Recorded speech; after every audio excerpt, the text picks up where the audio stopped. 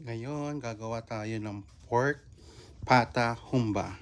Ito yung mga ingredients natin na may pata, bawang, sibuyas, banana blossoms, Sprite, vinegar, soy sauce. Yan, nag-ano na tayo ng bawang. Tapos nilagay natin ng sibuyas.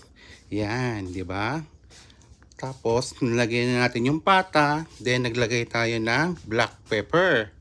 O, ayan. Ganyan pong paggawa niyan. Then, nalagay natin ang soy sauce. Yan po siya. O, diba?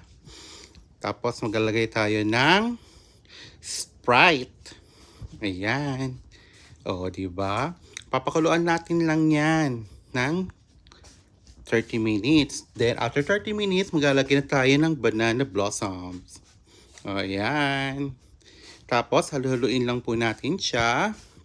Hayaan natin siyang kumulo hanggang sa lumambot ang ating pata.